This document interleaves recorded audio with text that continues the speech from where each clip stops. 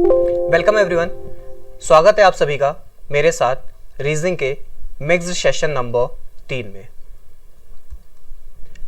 आज आप सभी मेरे साथ जो प्रश्न देखेंगे वे प्रश्न यूपीपी, सीजीएल, सीएचएसएल और एमटीएस के लिए अति महत्वपूर्ण होंगे। आज के लेक्चर को मैंने 3 भागों में बांटा है, T1, T2, T3, जिसमें वाटर इमेज और मिरर इमेज के कुछ प्रश्न आप मेरे साथ देखेंगे, missing numbers and Venn diagram के कुछ प्रश्न आप मेरे साथ हल करेंगे और इसी के बाद डायग्राम एनालिसिस और फिगर कंप्लीशन मतलब आकृतियों की पूर्ति, इससे संबंधित कुछ प्रश्न आप मेरे साथ देखेंगे। तो कुल मिला के आज के लेक्चर में आपके 6 चैप्टर पूरे होंगे और कुल प्रश्नों की संख्या जो है आज वो है 15। आप सभी का काम क्या होगा, आप सभी इन 15 के 15 प्रश्नों को हल करेंगे। वीडियो को शुरू से लेकर अंत तक देखेंगे और वीडियो के अंत में कमेंट करके अवश्य बताएंगे कि इन 15 प्रश्नों में आपके कितने प्रश्न सही बने हैं। ठीक है, चलिए बढ़ते हैं आज अपने पहले प्रश्न की ओर। मिसिंग नंबर का एक बहुत ही प्यारा सा प्रश्न आप लोग के सामने प्रस्तुत है। 43, 42, 47, 48, 44, 41 और 3 क्वेश्चन मार्क, मतलब 3 क्वेश्चन मार्क जो है ये हमें ज्ञात करने हैं। तो बंधु सबसे पहले एक बात बताइए, आप लोग ने जितना भी अभी तक मुझसे पढ़ा है ऑफलाइन क्लासेस में, आप ये जानते हैं कि ये जो भी अंक है सारे के सारे अंक ये आसपास के है ना, कोई बड़ा अंक है नहीं और कोई छोटा अंक है नहीं। बड़ा अंक होता तो हम लोग गुणा भाग करने का प्रयास करके उसके करीब पहुंचने का प्रयास करते, लेकिन सारे अंक यहाँ पे मित्र जो है ना, ये देखिए करीब करीब है, 43, 42, 47। तो क्या यहाँ पे मैं कोई अलग पैटर्न लगा सकता हूँ क्या? जी हाँ, देखते हैं क्या लग रहा है इस पे। मैं क्या कर रहा हूं यहाँ पे 43, 42 और 47 का आपस में योग कर दे रहा हूं। तो इनका योग करने के बाद मेरे पास उत्तर कितना आ रहा है मित्र? 132। यानी कि 43, 42 और 47 का योग कितना आ गया? 132। तो हो ना हो संभवतः 48, 44 और ये जो क्वेश्चन मार्क है इसका योग भी कितना आना चाहिए? 132 आना चाहिए ना मित्र।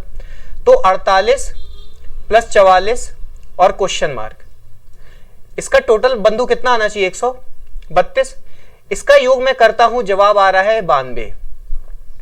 क्वेश्चन मार्क हमें ज्ञात करना है, 132 दिया गया है, तो क्वेश्चन मार्क का मान मित्र कितना आ जाएगा? 132 में जैसे ही आप 92 कम कर दोगे तो जवाब कितना आ जाएगा मित्र? 40। तो देख लीजिए 40 किसी विकल्प में है क्या? पहले में नहीं है, दूसरे में नहीं है, तीसरे में है क्या? जी हाँ, तीसरे में है और चौथे में भी है। तो यानी कि विकल्प सी या डी में से अपना कोई ऑप्शन होगा। तो मैं यहां पे क्या करता हूं, 40 तो आपने यहां पे ज्ञात कर लिया है, यहां के 2 अंक आपको अभी ज्ञात करने हैं। 41 मित्र लिखा है, यानी कि 41 के साथ जो यहां पे और 2 अंक आएंगे, इन तीनों का योग कितना होना चाहिए? 132।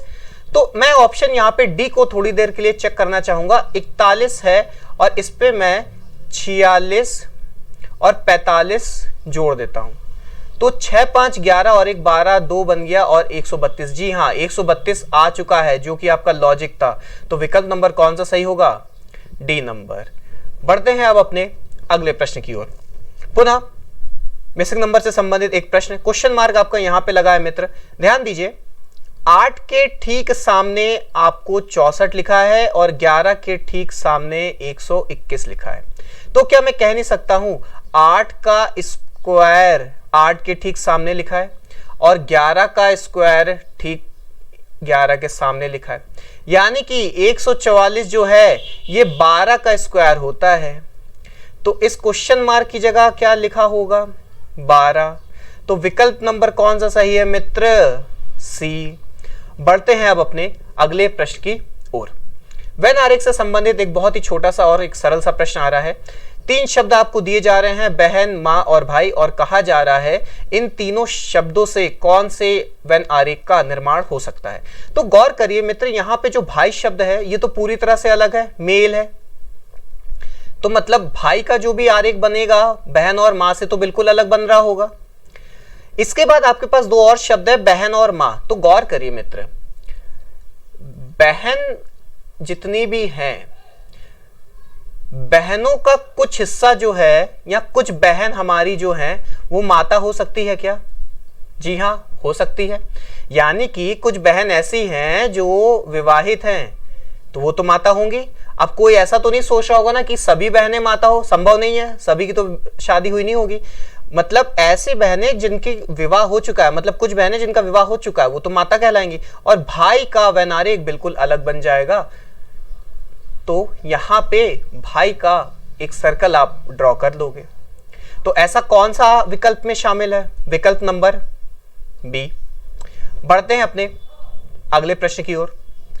डायग्राम एनालिसिस का एक प्रश्न आपके सामने आ रहा है, कह रहा है कौन सा रोमन अंक ऐसे क्रोधित राजा को दर्शाता है जो मोटे हैं। तो मित्र गौर करिए, राजा भी होना चाहिए, क्रोधित भी होना चाहिए और मोटा भी होना चाहिए। तो ऐसा तो केवल और केवल एक ही जगह आ रहा है, कौन सा? बिल्कुल मध्य में 4। तो कौन सा विकल्प सही होगा? विकल्प नंबर बी। बढ़ते हैं अब अपने अगले प्रश्न की ओर। फिगर काउंटिंग का एक बहुत ही सरल और एक बहुत ही प्यारा सा प्रश्न आपके सामने है, ध्यान दीजिए। फिगर काउंटिंग में त्रिभुजों को जब गिना जाता है तो इसका एक बेसिक आता है, बोला जाता है अगर आपके पास ऐसा त्रिभुज है तो इसको आप 1 और 2 भागों में बांट लेंगे और इस आकृति में कुल त्रिभुजों की संख्या कितनी होगी मित्र? 3। कैसे? एक ट्राइंगल ये बना, दूसरा ट्राइंगल आपका ये बना और तीसरा आपका एक ये पूरा ट्राइंगल बना। तो ऐसी परिस्थिति में ये आपका बेसिक है। तो कुल कितने ट्राइंगल होते हैं मित्र? 3 होते हैं। इसी का प्रयोग करके हम इसको ज्ञात करेंगे। गौर करिए, आपके पास एक ये ट्राइंगल आ रहा है जहां पे मैं ड्रॉ कर रहा हूं। यहां पे कितने त्रिभुज होंगे? कुल 3। इस भाग की चर्चा करें तो यहां पर भी त्रिभुजों की संख्या मित्र कितनी होगी? 3। और एक ये जो बड़ा वाला आपका त्रिभुज है, एक त्रिभुज आपका और ड्रॉ हो जाएगा। तो आधे भाग को हम लोग डील कर चुके हैं, अब बचा आपका ये वाला भाग। यहां पे एक और त्रिभुज निर्माण हो चुका है, एक त्रिभुज का निर्माण आपके यहां पे पुनः हो चुका है और एक बड़े से त्रिभुज का निर्माण ये हो चुका है। तो कुल मिला के कितने त्रिभुज हो गए आपके पास? 3 और 3 6 और 4 1। तो 6 और 4 कितने हो गए मित्र? 10। तो त्रिभुजों की संख्या कितनी हो गई? 10।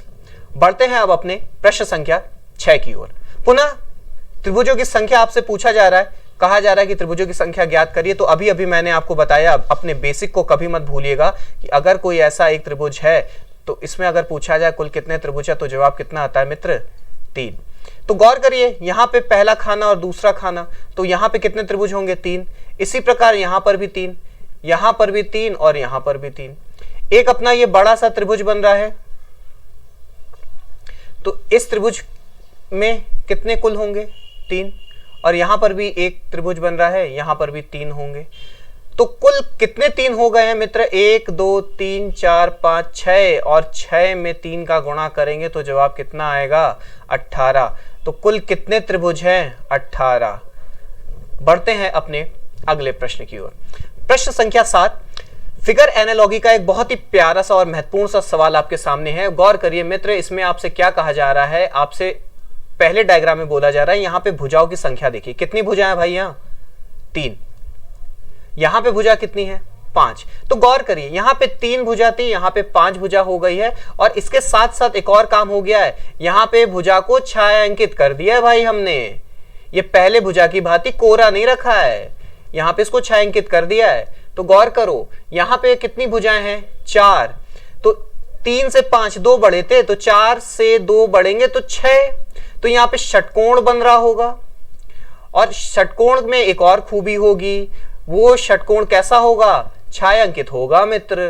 तो कौन सा षटकोण है जिसमें छायांकित है भाई? कौन सा विकल्प है? तीसरा। बढ़ते हैं अपने अगले प्रश्न की ओर। पुनः डायग्राम एनालिसिस का एक क्वेश्चन है। प्रश्न आपसे कह रहा है गांवों में कार्यरत अहिर्त एवं अनुभवी डॉक्टर का प्रतिनिधित्व कितना है? तो त्रिभुज जो है ये आपके अहिर्त डॉक्टर को बता रहा है,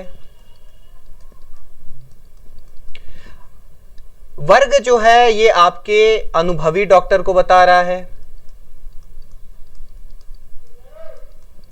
और ये जो सर्कल है ये गांवों में कार्यरत डॉक्टर को बता रहा है, जो लोग ग्राम में काम कर रहे हैं, ग्राम में डॉक्टर जो हैं। तो प्रश्न आपसे कह रहा है कि उस डायग्राम का अध्ययन करें जो गांवों में अनुभवी हो और गांव में भी हो और कार्यरत अहिर्द भी हो। तो इसका तो एक ही जवाब आ रहा है मित्र, कौन सा? ये 5 नंबर। तो विकल्प कौन सा सही है आपका? सी। बढ़ते हैं अपने 9वें प्रश्न की ओर। मिसिंग नंबर का एक बहुत ही खूबसूरत और बहुत ही सरल सा सवाल आपके सामने है। 7 से 15 बन रहे हैं मित्र, तो गौर करिए, मैं कह नहीं सकता हूं 7 दूना 14 और प्लस 1 15। 15 से 31 बनना है, 15 दूना 30 प्लस 1 31। 31 से 63 बनना है, तो 31 दूना 62 प्लस 1 63।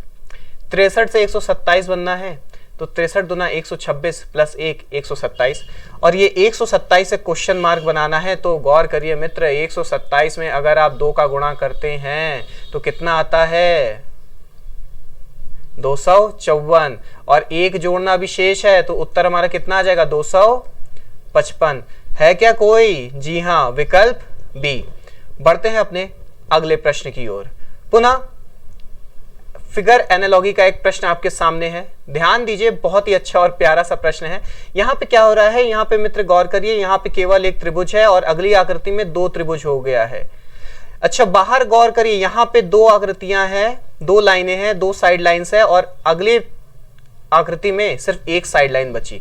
मतलब मैं कह सकता हूं यहाँ पे जो भी आकृति है उसको 2 बार अगले में किया जा रहा है और 1 साइड लाइन हटा दी जा रही है। तो गौर करिए, ये आपका षटभुज है, तो एक तो षटभुज आपका बनेगा ही बनेगा और उसके अंदर भी एक और षटभुज बनेगा और इसके बाहर की आकृति हमें गायब कर देनी पड़ेगी। जैसा कि इसमें 2 थे तो यहाँ पे 1 हो गया, बाहर वाला एक लेयर चला गया, तो बाहर में यहाँ पे 1 ही लेयर है। ये जब चला जाएगा तो कौन सा विकल्प आ जाएगा? D number. बढ़ते हैं अपने अगले प्रश्न की ओर। मिरर इमेज का एक बहुत ही प्यारा सा प्रश्न है, गौर करिए। मिरर का एक बहुत ही लाजवाब कॉन्सेप्ट होता है, आप मिरर के जितने पास होंगे आपका प्रतिबिंब उतना ही पास होगा, आप मिरर से जितने भी दूर होंगे आपका प्रतिबिंब उतना ही दूर होगा। यहाँ पे ये जो आपका तीर है ये मिरर की ओर अग्रसर है, तो गौर करिए, जो भी आपका आकृति होगा मिरर की ओर अग्रसर होगा कि नहीं? यहाँ जो छाया होगा, यहाँ पे ये जो आपका झंडा है इस ओर देख रहा है, तो यहां पर ये इस ओर देखेगा। इसका मुख फिगर से या आपके शीशा से विपरीत है, तो यहां पे जो होगा शीशा से विपरीत होगा।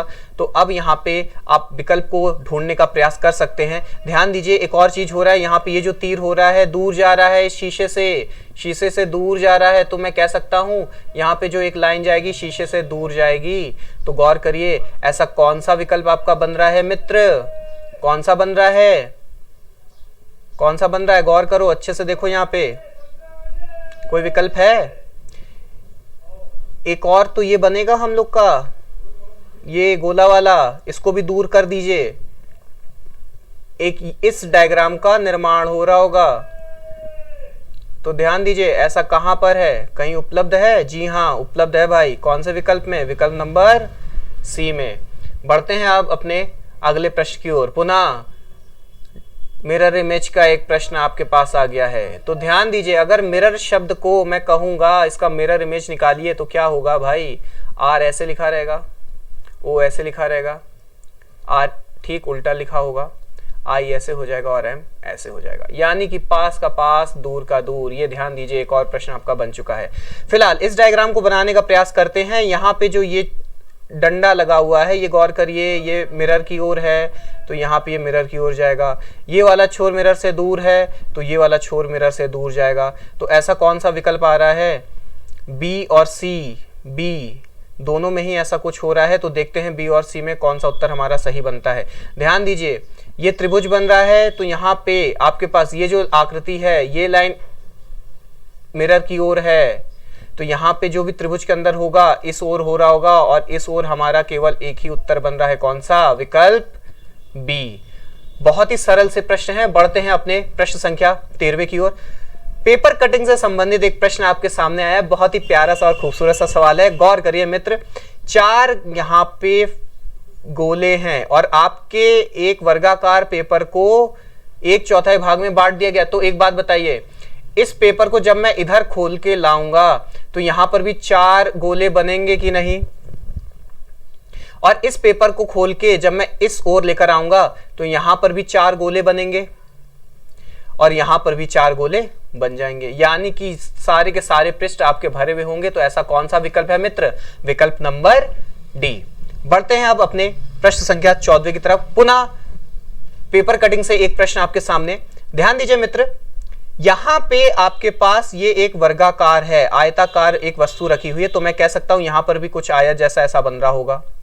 इसके ठीक मध्य में एक सर्कल है, तो यहां सर्कल होगा और पुनः बाद में एक आयत बन रहा है, तो इस तरह का एक आपका इंटरफेस बन रहा होगा। तो विकल्प नंबर ए नहीं बनेगा, बी नहीं बनेगा, डी तो बनेगा ही नहीं। तो कौन सा विकल्प सही है? विकल्प नंबर सी। बढ़ते हैं अपने अगले प्रश्न 15वें की ओर। कंप्लीशन ऑफ फिगर, आकृतियों की पूर्ति।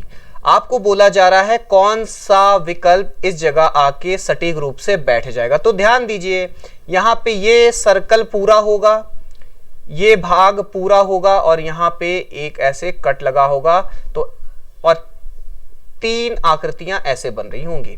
तो ऐसा कौन से विकल्प में हो रहा है मित्र? बहुत ही ध्यान से गौर करिए, किसमें हो रहा है? आपके विकल्प नंबर डी में हो रहा है। ठीक है, तो उत्तर कौन सा सही होगा? डी। बढ़ते हैं अपने अगले और अंतिम प्रश्न में। पुनः फिगर कंप्लीशन का एक क्वेश्चन है, क्वेश्चन नंबर 16। ध्यान दीजिए, बोला जा रहा है यहां पे क्या होगा। तो अभी मैंने आपको बताया है, एक आकृति आपकी ऐसे आ रही होगी और एक आके इसको यहां पे खत्म कर रहा होगा और ठीक मध्य से एक लाइन चली जा रही होगी। तो ध्यान दीजिए, यहां पे इसको भी हम लोग कवर कर रहे होंगे और यहां पे इसको भी कवर कर रहे होंगे। तो ऐसा कौन से विकल्प में है मित्र? विकल्प नंबर बी। तो आज हमने देखे 16 प्रश्न। इन 16 प्रश्नों के साथ आज का सेशन हम यहीं पे समाप्त करते हैं। Thanks for watching. बहुत ही अच्छा लगा, बहुत ही अच्छे और 16 प्रश्नों को आपने मेरे साथ हल किया है। अब आपका काम यह है कि इन 16 प्रश्नों में कितने आपके सही बने हैं उसका कमेंट अवश्य करें। जय हिंद, जय भारत। और जिन्हें भी टेलीग्राम चैनल ज्वाइन करना है, टेलीग्राम चैनल का लिंक और नाम लिखा हुआ है, आप इससे ज्वाइन कर सकते हैं। Thank you so much. जय हिंद, जय भारत।